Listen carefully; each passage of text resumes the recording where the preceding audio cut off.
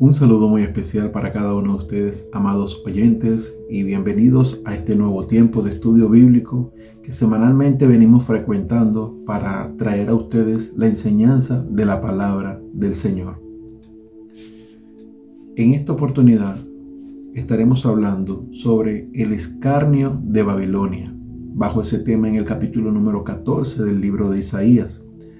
La semana pasada estuvimos conversando sobre la profecía hacia Babilonia. En esta oportunidad, durante el desarrollo del estudio bíblico que vamos a compartirle, estaremos compartiendo esos pasajes donde el profeta Isaías le hablaba al pueblo sobre la burla que se le iba a ocurrir a Babilonia a través de su caída total. Antes de todo eso, quiero proyectarles lo siguiente, que el propósito de la caída de Babilonia, de ese símbolo de maldad, es de que Jehová Dios pueda reunificar o a unir nuevamente a su pueblo a través de Jacob y las 12 tribus de Israel. Por esa razón, el pasaje nos enseña lo siguiente: porque Jehová tendrá piedad de Jacob y todavía escogerá a Israel y lo hará reposar en su tierra. Isaías capítulo 14, versículo 1. Jacob fue uno de los 3 patriarcas fundadores del pueblo judío, hijo de Isaac y nieto de Abraham. Esos 3 formaron esa nación que conocemos hoy en día como Israel a través de las 12 tribus de Israel. Sus 12 tribus fueron sus hijos desde el mayor hasta el menor, comenzando con el primero, Rubén; el segundo, Simeón; tercero, Leví; cuarto, Judá; quinto, Dan; sexto, Neftalí; séptimo, Gad; octavo, Aser; noveno, Isaacar; 10, Zabulón; 11, José; y 12, por último, Benjamín.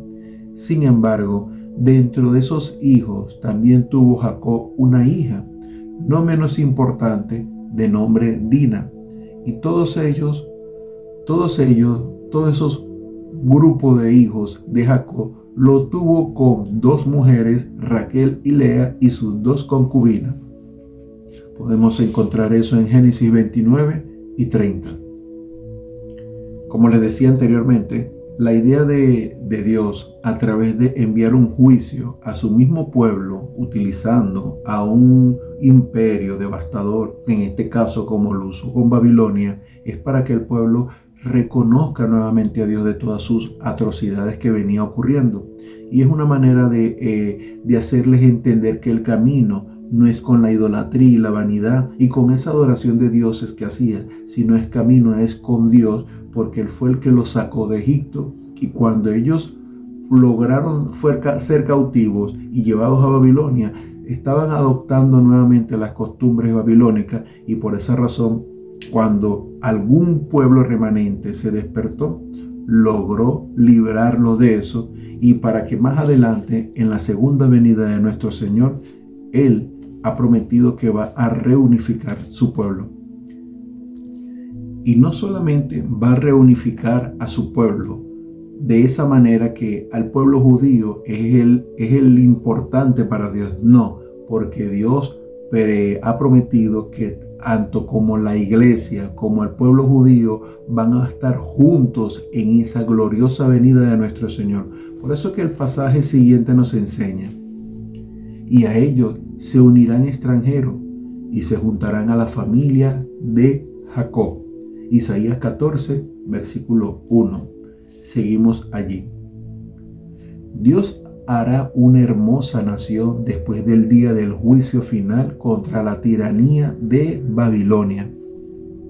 Mas este pasaje nos enseña que en el tiempo postrero Dios permitirá la unificación de todos los pueblos extranjeros junto con el pueblo de Israel, ya que desde Jacob inició la familia de la fe, siendo ellos el primogénito de Dios Padre. Y los extranjeros representan símbolo a la iglesia como su segundo hermano. Nosotros como iglesia somos hijos de Dios y somos hermanos por la fe. Sabemos que no venimos desde la genealogía de Abraham, pero Dios ha declarado que por la iglesia también habrá un pacto. Aquellos que realmente confían en el Señor y colocan y disponen su corazón a obedecer todos sus mandamientos. Por esa razón, nosotros somos hermanos del pueblo judío, somos segundo hermano del pueblo judío, nosotros como iglesia, y estamos dentro de ese plan, de esa promesa venidera cuando venga nuestro Señor Jesús. Y ustedes se preguntarán, ¿y por qué el acontecimiento de todo eso? Fíjense que el pueblo de Israel ha sufrido mucho a través del tiempo, de tantas persecuciones, de tantos peligros, de tantas amenazas, de tantas acechanzas, de los enemigos también, de tantas abominaciones que ellos se venían cargando, venían practicando, a medida que cuando llegaban a un sitio querían como que imitar las costumbres ajenas.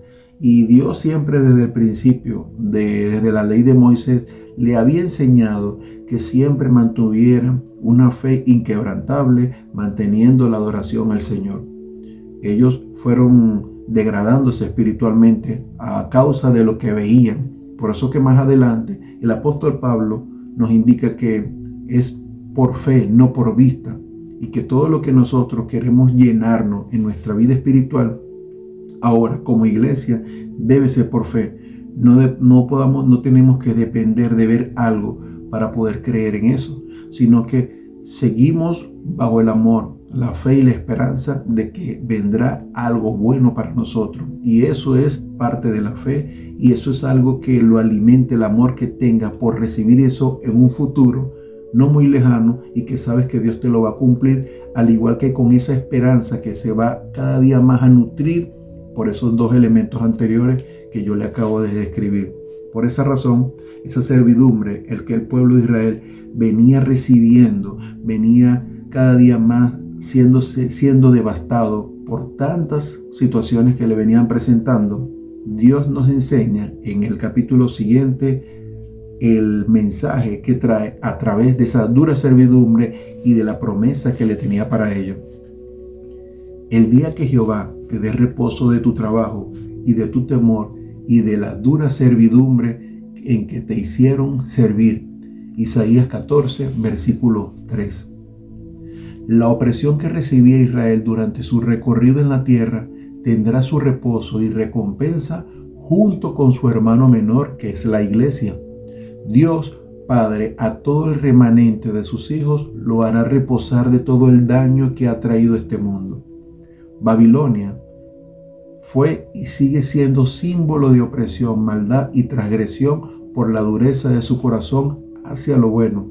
Por eso que el símbolo, cuando se menciona Babilonia, no se menciona específicamente quién era Babilonia tiempo anterior en el antiguo pacto, sino que todo lo que se represente o tenga semejanza con Babilonia para estos tiempos modernos también va a ser castigado porque es símbolo de maldad.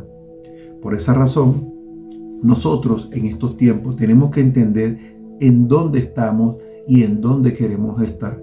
¿Por qué? Porque no podemos dejarnos llevar por la corriente de este mundo, y mucho más si se simboliza con el ejemplo de Babilonia. Y ustedes se preguntarán, ¿y cómo nosotros podemos entender de que estamos en Babilonia o no estamos en Babilonia? Recordemos que Babilonia siempre ha sido símbolo codiciable, donde está el oro, la plata, los bienes, todas las vanidades ilusorias, todas esas depravaciones, desórdenes sexuales, todo lo corrompido delante de los ojos del Señor. Ahí se simboliza el ejemplo de Babilonia. Por eso que Dios destruyó Babilonia y dejó de que fuese asolada y nunca más fuese habitada.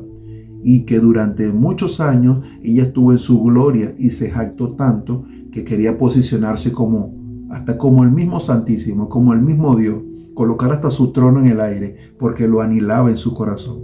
Entonces, ese símbolo tenemos que nosotros cortarlo de nuestro corazón y mirar más la fe. Aunque Dios desea que nosotros seamos prósperos, pero primeramente que hagamos una balanza entre la prosperidad espiritual y la prosperidad física. Por eso que Babilonia fue como un símbolo opresor, y eso nos enseña el pasaje siguiente. ¿Cómo paró el opresor? ¿Cómo acabó la ciudad codiciosa de oro? Quebrantó Dios el báculo de los impíos, el que hería a los pueblos con furor. Isaías 14, versículos 4 y 5.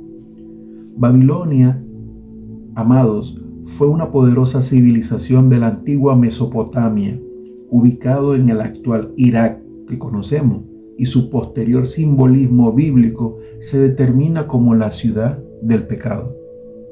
Fue un lugar de depravación y pecado, así como la sede de grandes imperios enemigos de Dios.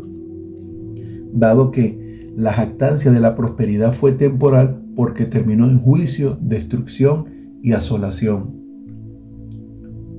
Por eso que más adelante en el siguiente capítulo nos dice lo siguiente: ¿cómo caíste del cielo, oh lucero de la mañana? Cortado fuiste por tierra, tú que debilitabas a las naciones. Isaías 14, versículo 12. Lucero o Lucifer se usa irónicamente para referirse a un rey babilónico caído, que tradicionalmente se interpreta como Satanás, quien intentó imitar la grandeza de Dios y fue expulsado del cielo convirtiéndose en un lucero falso. Pero el rey de Babilonia, su destino sin juicio era el Seol, lo que se describe bíblicamente como el lugar donde se irá después de la muerte, donde reposan los muertos hasta el día del juicio final.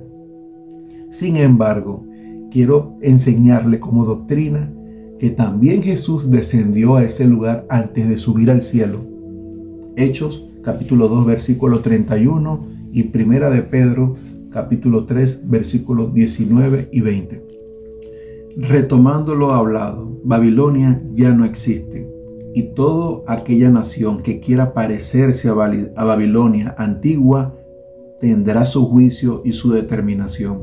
Y también aquellas naciones que quieran seguir los caminos de Babilonia también tendrán su destino, así como los asirios y los filisteos en aquel entonces querían seguir un mundo lleno de arrogancia y querían ultrajar y oprimir al pueblo israelita. Hoy en día esas naciones no existen. Por eso que el pasaje nos enseña lo siguiente: quebrantaré al asirio en mi tierra y no te alegres tú, Filistea. Isaías 14, versículos 25 y 29. Los asirios se ubicaban en Nínive, que ahora son enormes ruinas arqueológicas en Irak, cerca de lo que nosotros habíamos mencionado como Babilonia. Filistea se encontraba en la antigua región costera de Levante, actual entre Israel y la Franja de Gaza, como si fuese un lunar en el rostro de nosotros, algo pequeño allí. Aunque hoy el nombre de Palestina se deriva de Filistea, pero los palestinos actuales no son descendientes directos de los antiguos filisteos. Finalmente, amados oyentes, ese es el propósito del Señor, que cada nación que tenga ese camino o ese símbolo de maldad, Él en su momento, en el tiempo que Él lo considere necesario, los va a cortar de la tierra para poder liberar a su pueblo y buscar lo que Él quiso y inició desde un inicio, desde Adán y Eva: limpiar la tierra, raerla de la maldad. Cuando envió ese mensaje a Noé para liberar todo ese mal que venía ocurriendo en el mundo, lo quiere hacer en un tiempo venidero y postrero. Sin más que agregar, que el Señor los bendiga mucho. Se despide de ustedes su servidor Enrique Loaiza, escritor para la gloria del Señor.